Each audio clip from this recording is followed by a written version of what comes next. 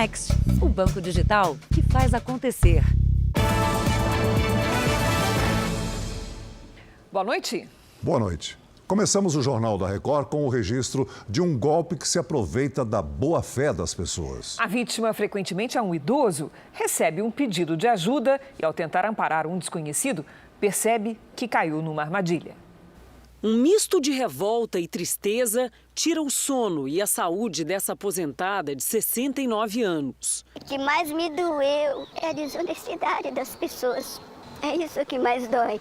Mas a gente tem que agir com a razão, não a emoção, por mais coração bom que a gente tenha. Ela fazia uma caminhada de rotina no bairro onde mora, quando foi abordada por uma mulher que se dizia costureira e precisava de ajuda para chegar a um endereço onde tentaria uma vaga de emprego. Fazia 3 meses que ela estava aqui em São Paulo e que ela estava precisando de trabalhar.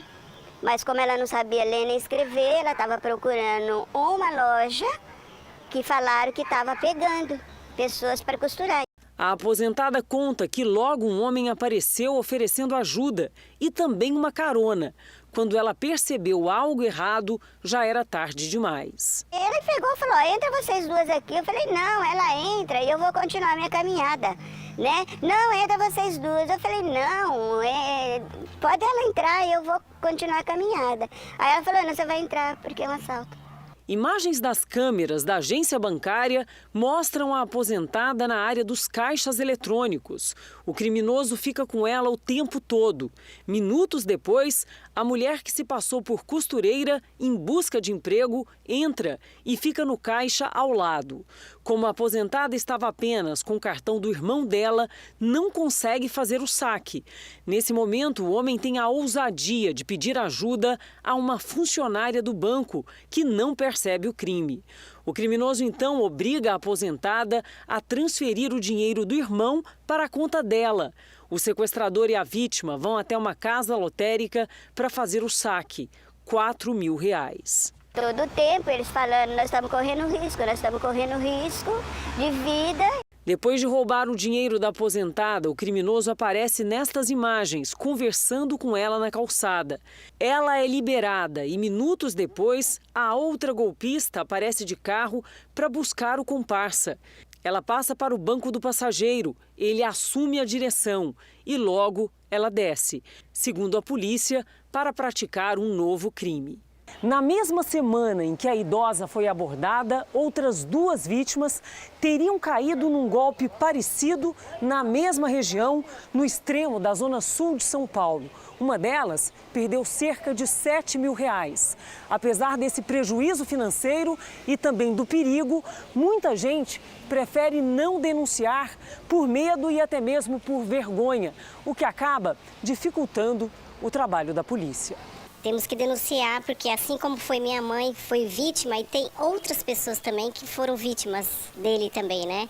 Dessa atrocidade que eles cometem com as pessoas idosas. A investigação levou a polícia a Mário Lucas Martins, de 56 anos. Ele tem passagens anteriores por aplicar o chamado golpe do bilhete premiado. Mas dessa vez vai responder também pelo crime de extorsão mediante sequestro, com pena de 4 a 10 anos de prisão. A polícia já tem pistas dos outros integrantes da quadrilha, mas preferiu não comentar o caso para não atrapalhar as investigações. Uma série de sequestros de arquitetas levou a polícia de São Paulo a uma quadrilha especializada em golpes por Pix. As mulheres eram atraídas para supostos encontros de trabalho e acabavam nas mãos dos criminosos.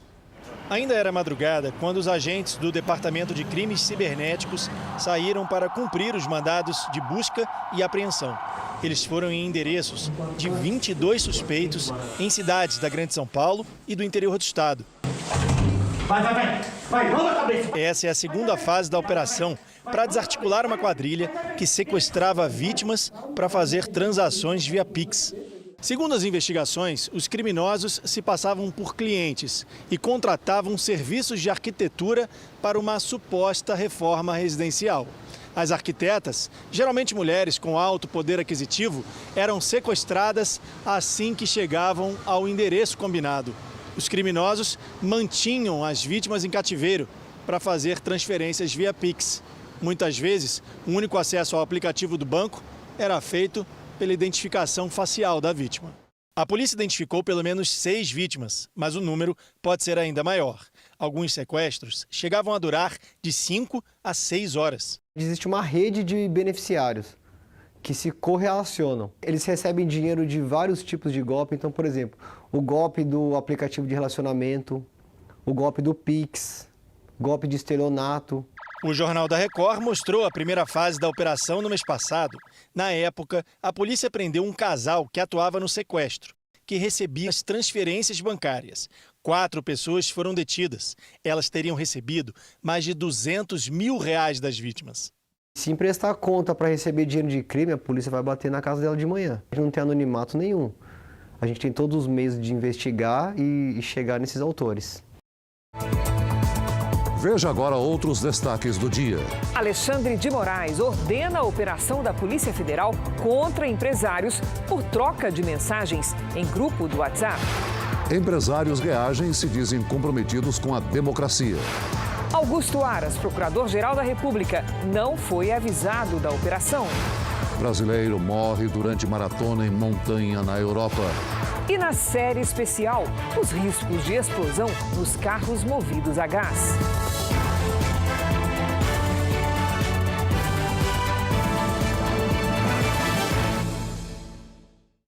Oferecimento: o Pix no Bradesco está ainda melhor. Experimente. Policiais e bombeiros do Rio de Janeiro encontraram mais um corpo que pode ser de um dos jovens que desapareceram há mais de 10 dias na Baixada Fluminense. Um outro corpo já foi identificado pelos peritos. Uma tatuagem em homenagem ao avô foi a primeira confirmação de que se tratava do filho de Ana Maria, Matheus Costa da Silva, que tinha 21 anos. O corpo do jovem foi reconhecido pela irmã no IML. A polícia também fez a identificação pelas digitais. A minha vida simplesmente acabou. O meu filho, ele era meu braço direito, o meu filho era minha vida. Eu só tinha ele de filho homem. O corpo de Matheus foi localizado no início da noite de ontem. Estava em um rio, na zona rural de Nova Iguaçu, na Baixada Fluminense. Nesta terça-feira, o helicóptero da Record TV Rio sobrevoava a região quando registrou o local exato onde estava outro corpo. A polícia foi chamada. Essa é a região onde os corpos foram encontrados, em um ponto de difícil acesso não muito longe daqui. Mas para conseguir chegar até o rio, é preciso primeiro vencer um caminho de muita lama e vegetação. E a polícia confirma, esse é um local controlado pela milícia.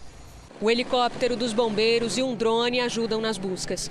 A área alagada dificultou a retirada do corpo, que foi levado para o Instituto Médico Legal, onde parentes dos outros 3 jovens que desapareceram junto com Matheus buscavam por notícias. Hoje vai ser mais um dia de angústia para mim e para os outros 2 familiares, porque a gente sabe da maneira que a gente vai encontrar os nossos familiares hoje. Os 4 amigos foram sequestrados no último dia 12, quando seguiam para um shopping em um carro de aplicativo.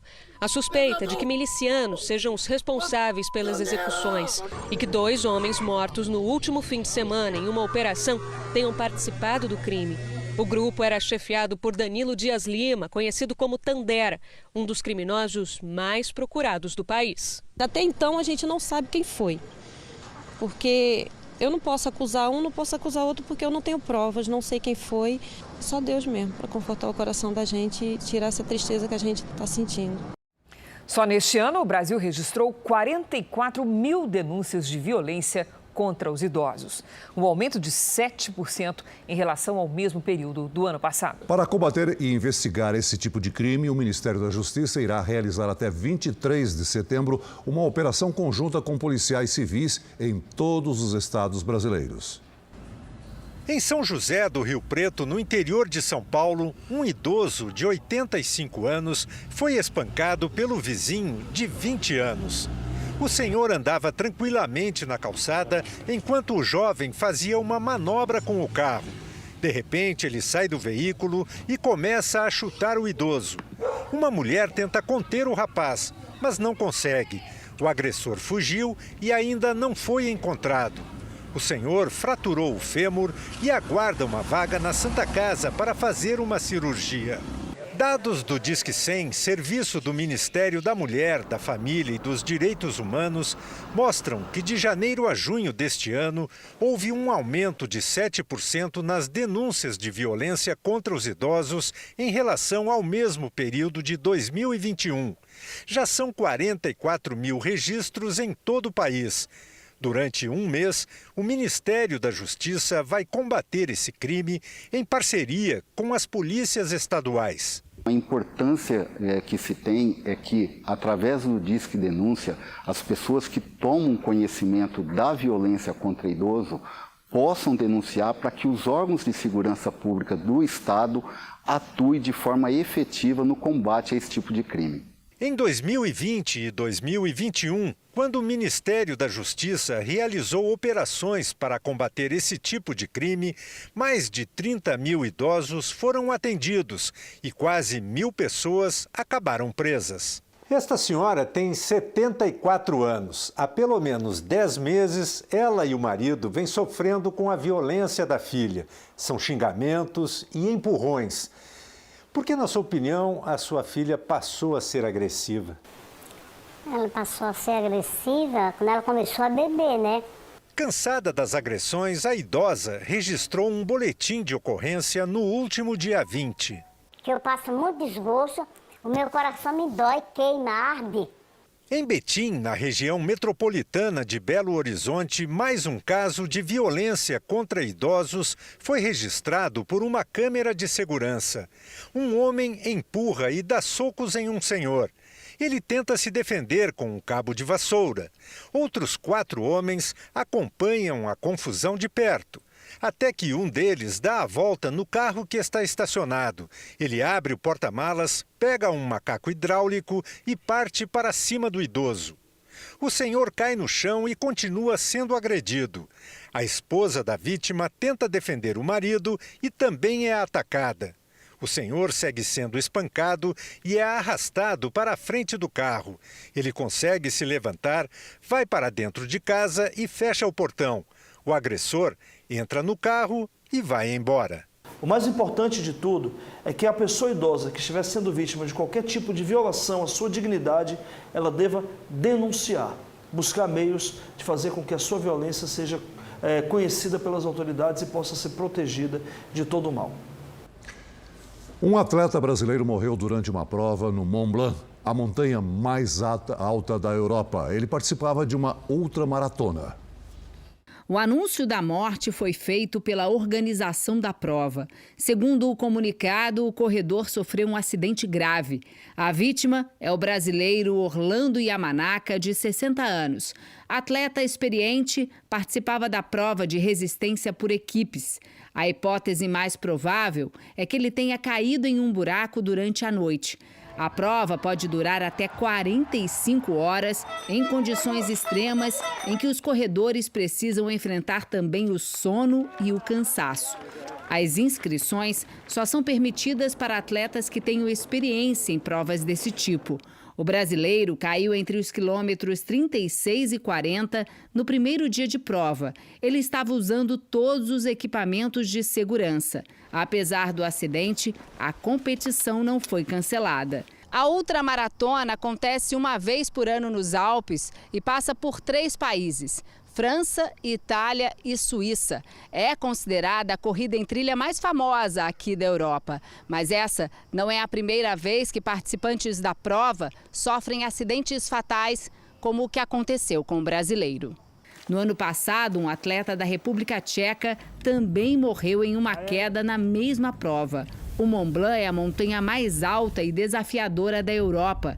Ficou ainda mais perigosa nos últimos meses por causa da onda de calor no continente. Em julho, guias suspenderam a escalada em algumas rotas por causa de desmoronamentos causados pelo derretimento do gelo. Ainda nesta edição, caminhoneiros e donos de pequenos mercados são presos suspeitos de desviar carga roubada. E também, mulher morre atingida por árvore, que, segundo moradores, já dava sinais de perigo.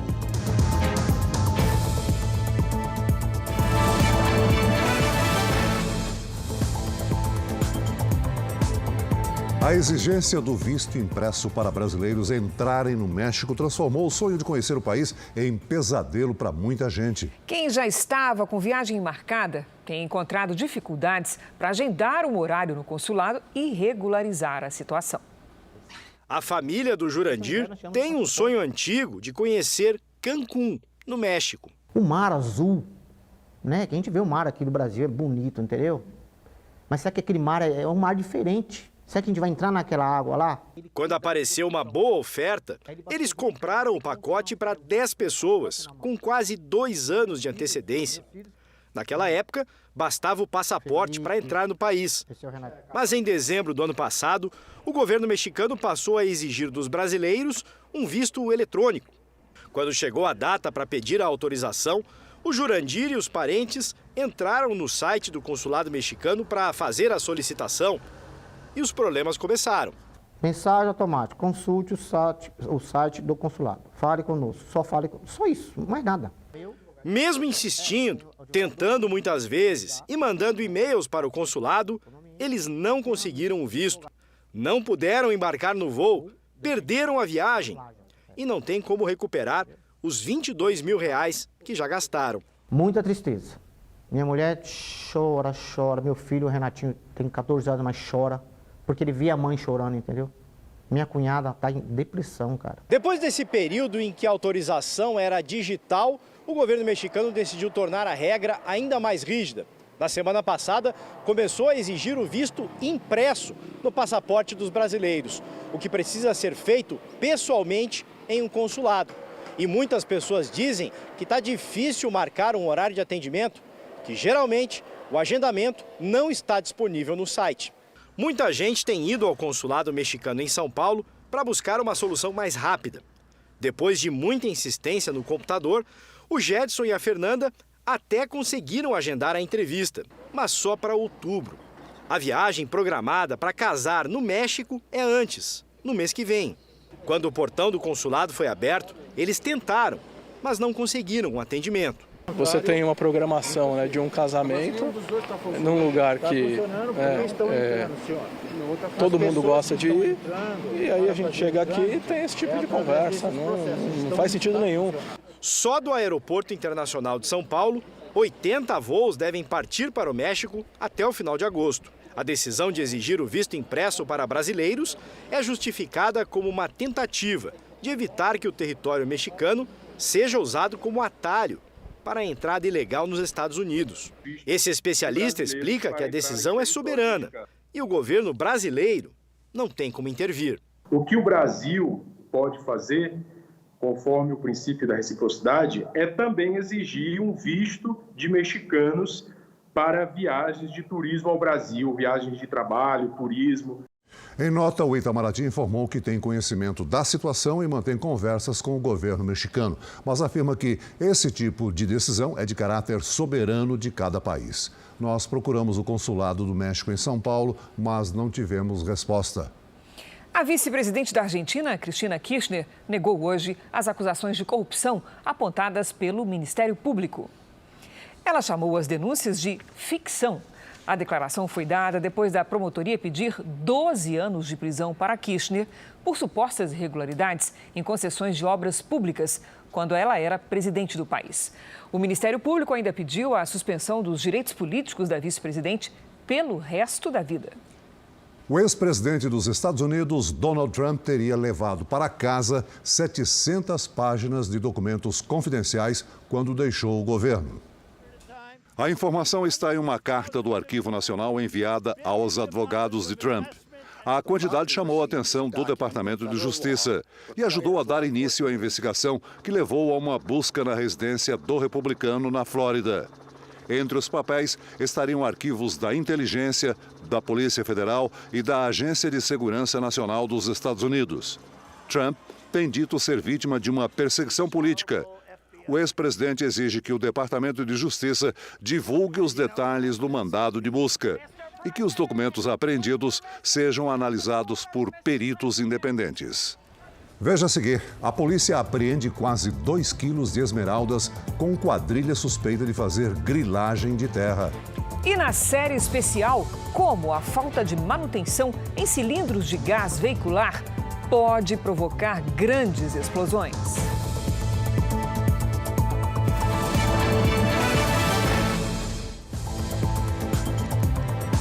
A Caixa Econômica Federal divulgou hoje que já emprestou quase 6 bilhões de reais por meio da nova fase do Pronamp. O Programa Nacional de Apoio às Microempresas e Empresas de Pequeno Porte.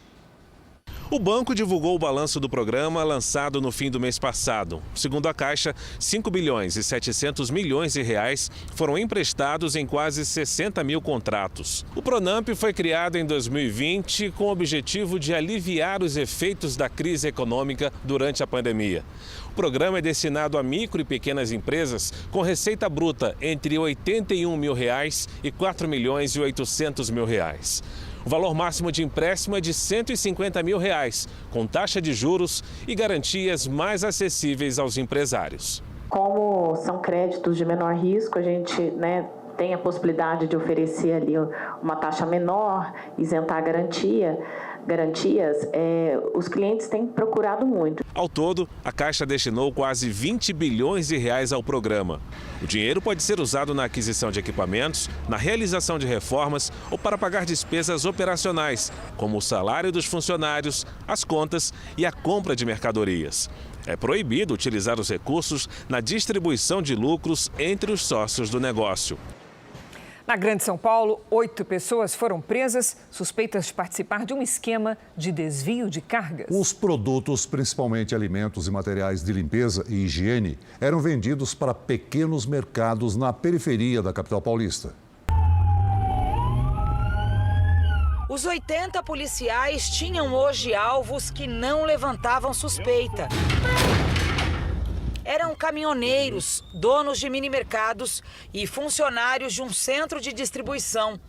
8 foram presos em casa e levados para a delegacia. Os investigadores também cumpriram mandados de busca em 25 endereços.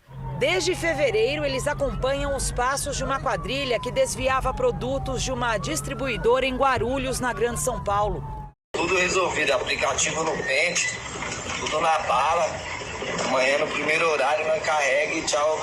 Os motoristas se cadastravam com um caminhão próprio num aplicativo de entregas da empresa. Seguiam até o galpão, retiravam a carga e desviavam parte dos produtos, principalmente comida e material de higiene e limpeza. Quando essa carga ela saía, ela já ia para um lugar determinado, ou seja, os receptadores já estavam esperando a carga específica, muitas vezes até por encomenda. Os caminhoneiros levavam diretamente os produtos para pequenos mercados que ficam nas periferias da capital e da região metropolitana de São Paulo.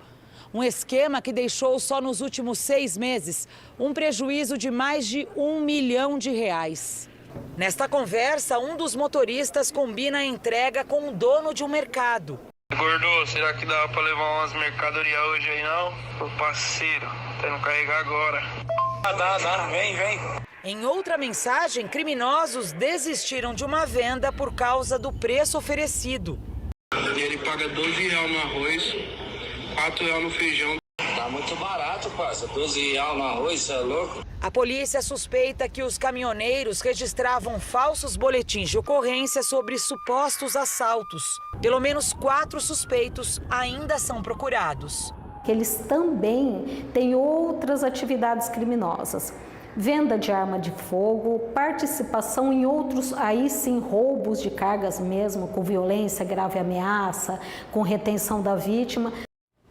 A polícia do Rio de Janeiro fez uma operação para prender traficantes de drogas que estariam atuando em parceria com quadrilhas de roubo de cargas. O grupo também é suspeito de extorquir dinheiro de comerciantes da Baixada Fluminense.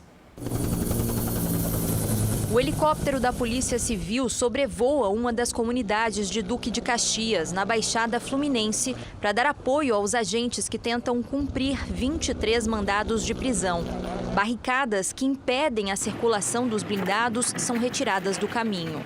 O alvo são traficantes que dão apoio e emprestam armas para quadrilhas de roubo de carros e de carga. esse valor que é apurado com o roubo da carga é dividido entre o tráfico, metade do lucro é dividido diretamente com os traficantes, os líderes do tráfico. Os policiais recuperaram parte de uma carga roubada de eletrodomésticos que ainda estava na embalagem. Um suspeito foi preso em flagrante. A polícia está atrás de pelo menos 15 homens que fazem parte da organização criminosa. São traficantes de drogas que chegam a extorquir até R$12 mil por mês de comerciantes. Quem se recusa a pagar a taxa é ameaçado com violência, em uma prática semelhante à adotada por milicianos. Tem comerciante que está declarando que vai fechar o comércio porque não tem mais condição de pagar a extorsão que o tráfico está exigindo. E o risco de vida é imediato, direto. A ameaça é direta e eles veem acontecer. Realmente eles matam, eles não poupam. E no Rio de Janeiro, uma diarista morreu atingida pelo galho de uma árvore. Moradores afirmam que já tinham solicitado a poda e avisado a prefeitura sobre o problema. A área onde o galho caiu foi isolada. Os bombeiros prestaram atendimento, mas a mulher morreu no local. Uma pessoa trabalhadora, passando aqui, o galho cai na cabeça dela e acaba matando a pessoa, um absurdo. A vítima foi identificada como Luzia Mendes. Ela tinha completado 38 anos nesta segunda-feira. A Sônia mora na mesma rua, na Ilha do Governador, no Rio. Ela passou 1 hora antes pelo mesmo local para levar a filha à escola. Minha filha ainda olhou para cima, para os galhos, falou assim: mãe, aquilo que está lá em cima são morcegos pendurados, porque tem umas frutinhas. Eu falei: eu não consigo observar, mas anda rápido, porque essa árvore vai cair. A Luzia trabalhava como diarista num apartamento neste bairro residencial, muito arborizado. Ela costumava descer do ônibus e caminhar até o local de trabalho. O trajeto era o mesmo todas as semanas. Hoje, ao passar por aqui, ela ouviu um barulho e olhou para cima. Não deu tempo de correr. Era o galho se soltando da árvore. Os moradores denunciam ter chamado várias vezes os serviços de poda da prefeitura sem retorno. E dizem que a situação piora em dias de chuva. É um caos. Essas árvores começam a cair, os galhos começam a cair, com o risco de cair em cima de uma pessoa também, e ninguém toma providência. A falta de manutenção pode ser vista em vários pontos da cidade. O trabalho é responsabilidade da Secretaria de Conservação do município. A Prefeitura do Rio informou que a poda na árvore onde o acidente aconteceu dependia do desligamento da energia na rua e apresentou um documento com o pedido feito à Light, a empresa responsável pela rede elétrica, em abril do ano passado. A solicitação não teria sido respondida. Em nota, a Light afirma que não recebeu nenhum ofício da Prefeitura. Isso aqui já estava com os dias contados. Essa tragédia ela foi anunciada, foi notificada, foi registrada e não fizeram nada. E agora? Na véspera de completar 6 meses da invasão russa à Ucrânia, moradores deixam Kiev com medo de novos ataques. Nas ruas da capital ucraniana, a segurança foi reforçada. O governo emitiu alertas para a possibilidade de novos ataques russos entre hoje e amanhã. Nesta quarta-feira, a Ucrânia lembra a independência do país, que pertenceu à antiga União Soviética, e também os 6 meses da guerra. O clima de medo que levou muitos moradores a deixarem a cidade não impediu a volta da Liga Ucraniana de Futebol. Apenas 2 clubes que tiveram os estádios bombardeados vão ficar de fora. As autoridades aprovaram o retorno das partidas sem a presença de público. Militares farão a segurança dos estádios, que também vão ter abrigos antibombas. A Guarda Costeira italiana divulgou hoje imagens do naufrágio de um luxuoso iate no sul do país. As 9 pessoas que estavam a bordo foram retiradas com segurança.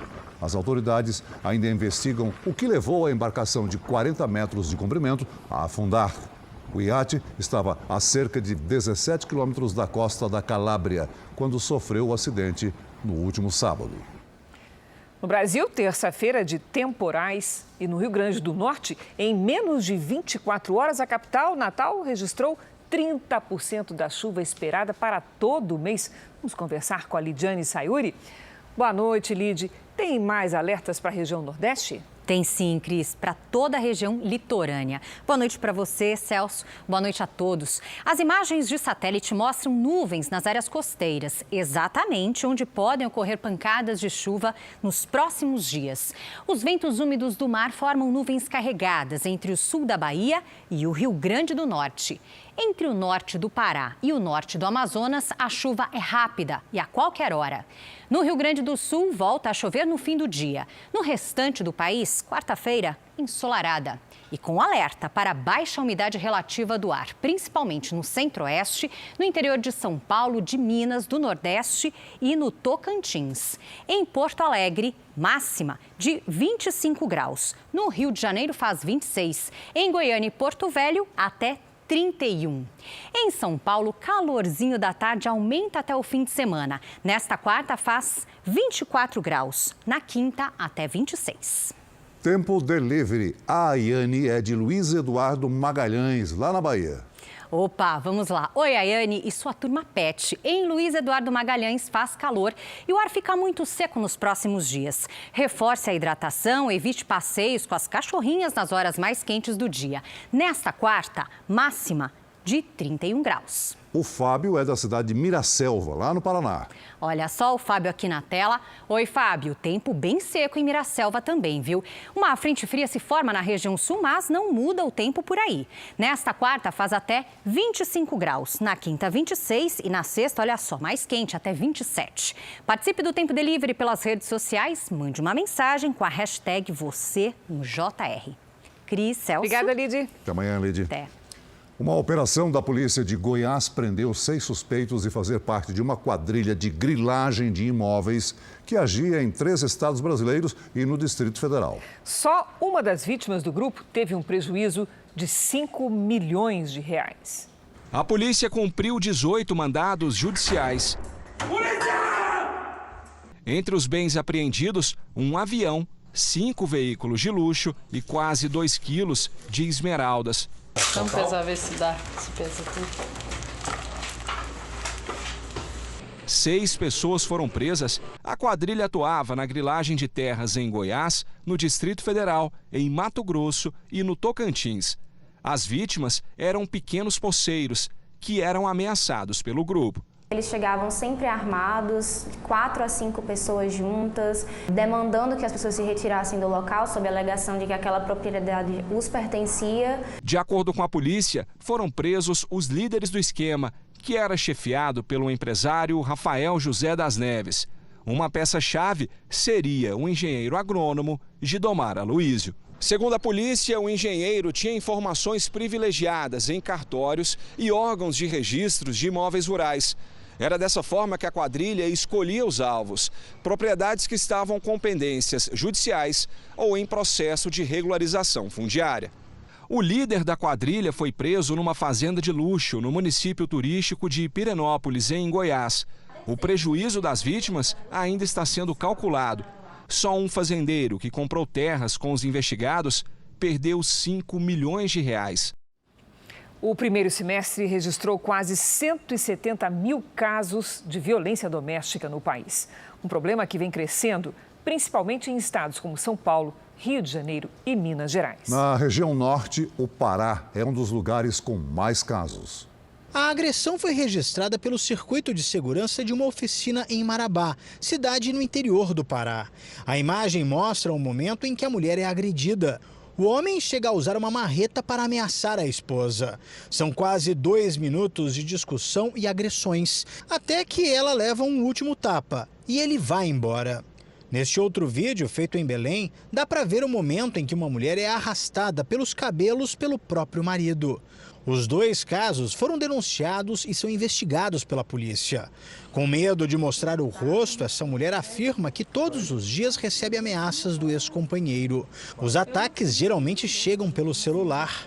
Ele sempre manda mensagem para mim em áudio, vídeo, texto, falando que vai me matar. Há quase 1 ano ela não tem endereço fixo. Fica mudando de casa com medo do ex-marido. Eu tenho muito medo dele. O Pará é um dos estados que mais registram violência contra a mulher na região norte do país. Do começo do ano até o mês de julho, 235 mulheres mulheres foram assassinadas, vítimas de feminicídio. Só este ano foram concedidas mais de 8 mil medidas protetivas pela Justiça. No primeiro semestre, a Ouvidoria Nacional, ligada ao Ministério da Mulher, da Família e dos Direitos Humanos, registrou cerca de 170 mil casos de violência doméstica no país. Os estados que tiveram mais ocorrências foram São Paulo, Rio de Janeiro e Minas Gerais.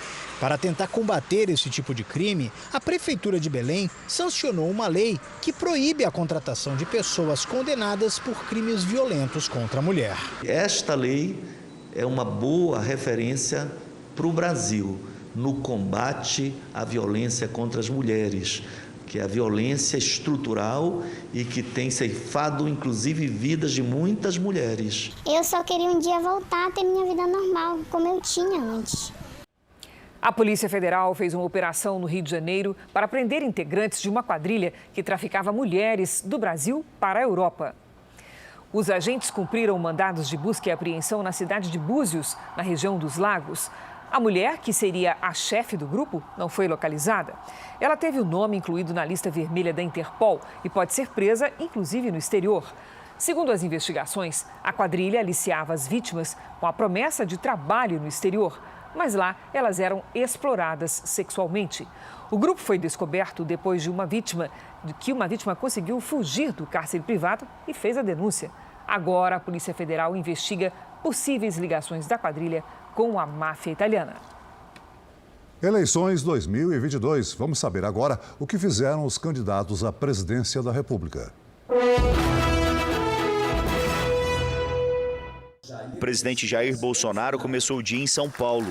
Ele participou de evento organizado pela indústria do aço. O presidente, candidato à reeleição, falou por cerca de 30 minutos. Jair Bolsonaro criticou o presidente da França, Emmanuel Macron, por conta dos incêndios florestais no país europeu e disse aos empresários que o governo pretende continuar a política de redução de impostos. Outra briga dele aqui é a redução do IPI em 35%. Meu Deus do céu, essa política é nossa. Atinge diretamente em torno de 4 mil produtos no Brasil. Está judicializado. Ninguém quer prejudicar a Zona Franca de Manaus.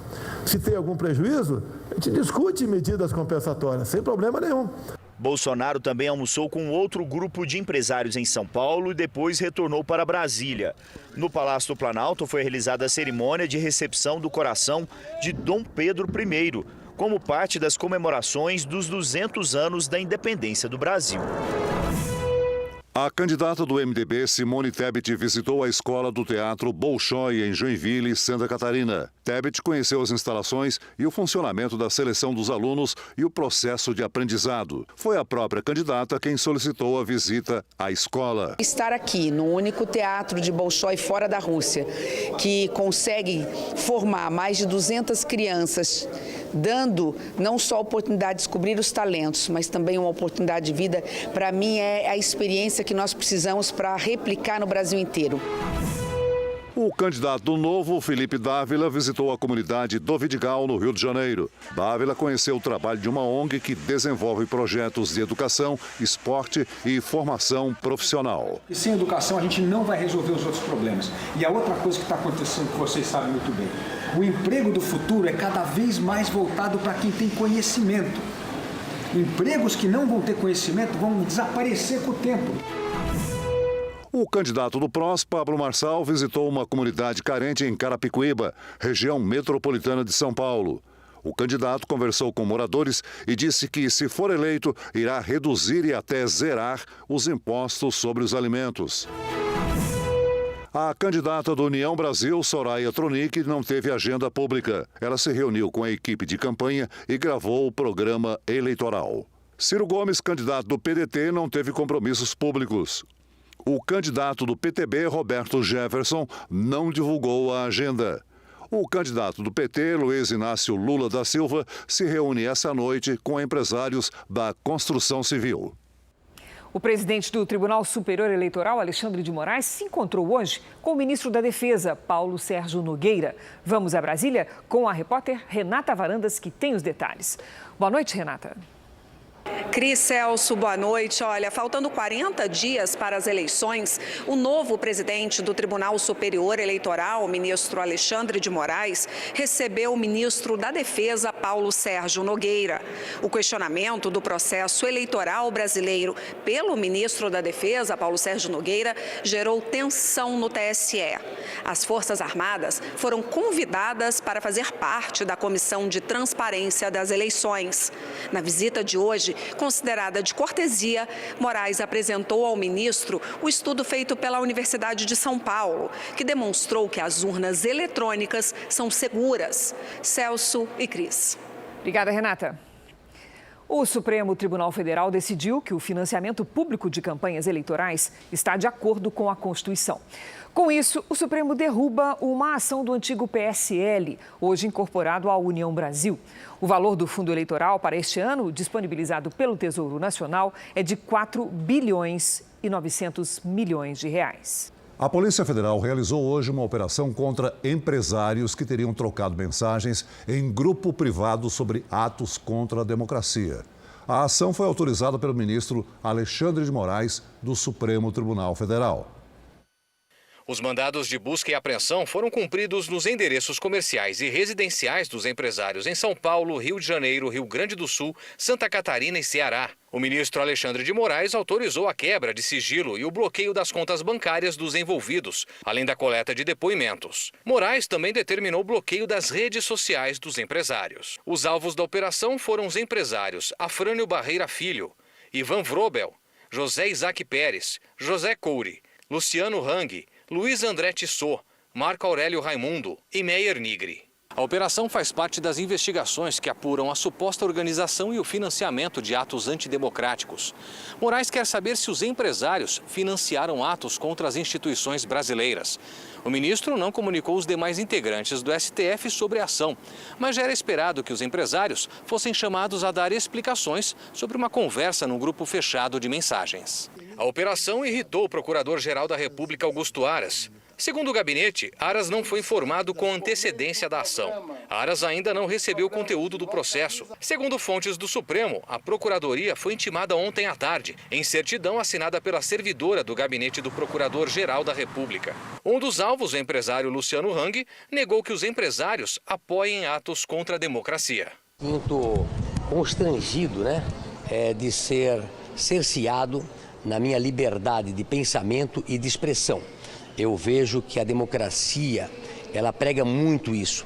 Nós temos que ter as leis, temos que ter as eleições e as leis devem ser seguidas. O que está acontecendo hoje nada mais é narrativas de mensagens passadas num grupo de WhatsApp, onde jamais empresários pensam em fazer tamanha imbecilidade, de atentar contra a democracia e contra os poderes. O empresário Meyer Nigri, por meio de nota, afirma que não teve acesso aos autos do inquérito. Mesmo assim, respondeu a todas as perguntas formuladas pela autoridade e rechaçou qualquer envolvimento com associação criminosa ou práticas que visam golpe de Estado. Reafirmou sua firme crença na democracia e respeito aos poderes da República.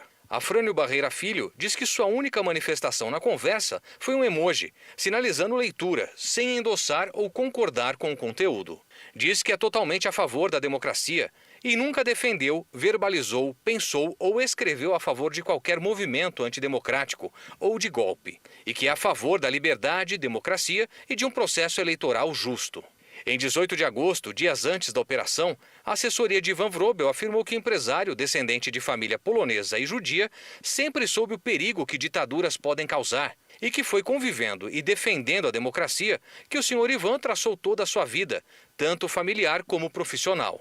A assessoria jurídica de Marco Aurélio Raimundo diz desconhecer o teor do inquérito e que ele segue à disposição das autoridades para prestar esclarecimentos. Luiz André Tissot, por hora, não se manifestará sobre o assunto.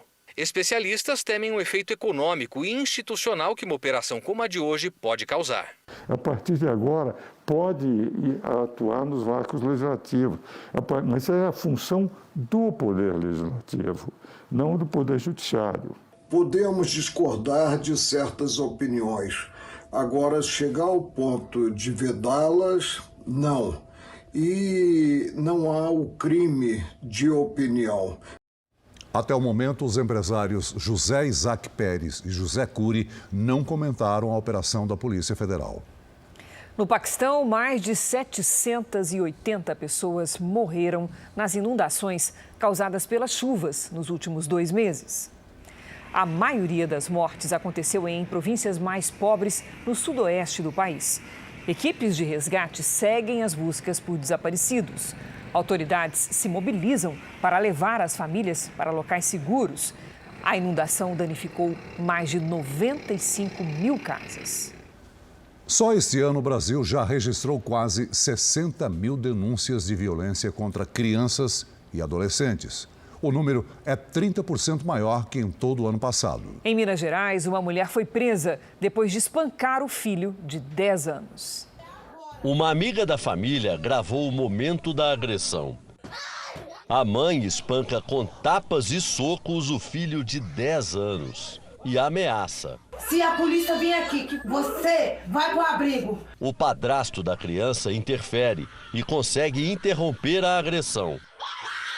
As imagens foram entregues ao Conselho Tutelar de Pedro Leopoldo, região metropolitana de Belo Horizonte. Nós ficamos muito assustados. Eu vou ser sincera, eu passei até mal.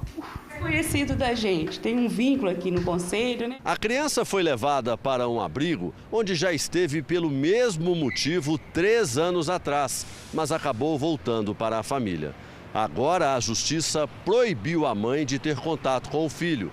A polícia abriu inquérito para investigar o caso. A princípio, a mãe e as pessoas na residência respondem por tortura e omissão de socorro, por não ter prestado devido socorro para a criança. E a criança está abrigada numa instituição aí de proteção à criança e adolescente. Números do Ministério da Mulher, da Família e dos Direitos Humanos mostram um aumento no número de denúncias de violência contra crianças e adolescentes no país. Em 2021, foram quase 85 mil casos. Este ano, até junho, já eram mais de 9 mil casos mensais. O principal indicativo é a mudança de comportamento. É muito comum, por exemplo, uma situação de violência, a criança comunicar essa violência para um amigo. Os canais de informação hoje, eles estão abertos para a sociedade, que também é responsável pela proteção de crianças e adolescentes. A alternativa mais barata à gasolina é o etanol. O gás natural veicular é a opção de mais de 2,5 milhões de brasileiros. Mas a atenção precisa ser redobrada. Explosões durante o abastecimento são comuns, como você vê agora na nossa série especial.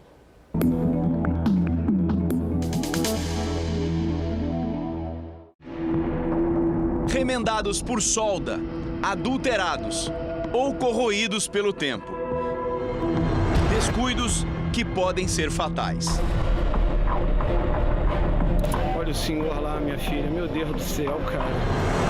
Os cilindros que recebem o GNV, o gás natural veicular, são feitos de aço e têm espessura de 8 milímetros. Mas quando não recebem manutenção ou deixam de ser inspecionados, podem se romper durante o abastecimento e ficam desse jeito. Parecem folhas de alumínio. É uma tecnologia que o país domina há quase 30 anos. A vantagem em relação aos outros combustíveis está na autonomia e na economia que o gás proporciona ao motorista. Com R$100, o carro movido a GNV roda em média 272 quilômetros. O veículo a gasolina, 173 e 148 quilômetros no abastecimento a álcool. Ele se paga rápido, mas ele exige a manutenção, mais nada. O Brasil tem mais de 2,5 milhões de carros movidos a gás. 6 em cada 10 rodam no estado do Rio. Mas um levantamento recente da Associação dos Organismos de Inspeção Veicular do Rio de Janeiro revela uma situação preocupante. Cerca de 60% dos veículos estão irregulares, ou porque não fez a instalação em momento algum, regularizou em momento algum, ou porque a inspeção está vencida, ou porque o cilindro já está vencido. A gente tem bomba sobre 4 rodas, sim. Um cilindro que se rompe libera uma energia brutal, 1,8 megajoule, que equivale à detonação de mais de uma granada. Isso foi o que sobrou do carro de Alex. Há 3 anos, ele abastecia o veículo quando tudo foi pelos ares. Ele explodiu, me jogou longe, aí eu levantei desorientado, né, que eu não sabia o que tinha acontecido. Alex perdeu a visão do olho esquerdo e até hoje carrega no corpo as marcas do acidente. Tem vez que de noite é ruim de dormir, porque eu não consigo arrumar mais emprego. Alex não quer saber mais de GNV e se recorda do conselho da mulher toda vez que ia abastecer. E minha esposa pediu para eu e minha filha sair de perto do carro. E eu falei, qual a probabilidade desse carro explodir? Era mais fácil a gente ganhar na Mega Sena. 3 dias depois, o nosso carro explodiu. A maioria dos acidentes acontece durante o abastecimento. Por isso, regras rígidas foram criadas e devem ser obedecidas. A principal delas é que não pode ter ninguém dentro do carro. A outra é que, aqui no bagageiro onde fica o cilindro, ele tem que estar aberto. Aí sim, vai começar o abastecimento. Não foi o que aconteceu numa terça-feira de manhã, no dia 26 de julho, neste posto. O dono do carro abriu o porta-malas durante o abastecimento. Olha o cilindro onde é que foi parar, mano. Mário Magalhães da Penha, de 67 anos, morreu no dia seguinte. O posto ficou destruído e fechado por 2 semanas. A cobertura do posto está novinha em folha. O movimento já voltou ao normal. Mas para cada um desses funcionários, o que aconteceu aqui há 1 mês jamais será esquecido. Lembro da explosão que teve, né? Só que eu estava do lado do carro antes de explodir. Só que eu saí, assim que eu saí, o carro explodiu logo. Graças a uma cliente nossa que me chamou, Antônio, vem, o cartão não está passando. Quando eu fui, aí o carro explodiu. Aí saí correndo.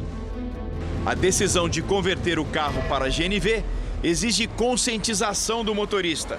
O chamado kit gás só pode ser instalado por oficinas credenciadas pelo Inmetro. As peças e os cilindros têm de ser originais e certificados. Esse selo garante a procedência, né, deste cilindro e todos os testes realizados deste cilindro que vão garantir a qualidade, segurança e as normas técnicas, né, a que ele tem que respeitar. Importante, a cada 5 anos, todos os cilindros devem passar pelo reteste. Os técnicos avaliam se existe alguma deformação ou vazamento do material. Rodrigo é especialista em avaliar cilindros de GNV. Por mês, ele condena de 10 a 12 peças. Em uma delas, um tiro comprometeu a estrutura e fez um calombo na hora dos testes de pressão. Um cilindro desse mal retestado é uma granada numa mala de um carro. Esse cilindro estava no carro usado que Márcio tinha comprado havia 4 anos. Foi constatado que o meu cilindro foi alvejado. Quer dizer, deram um tiro no cilindro? Exatamente, e soldaram o meu cilindro. A pessoa que fez isso, ela não tem noção, né? Que isso aqui leva vidas. São 5 lugares, então são 5 vidas voando aí pelo ar.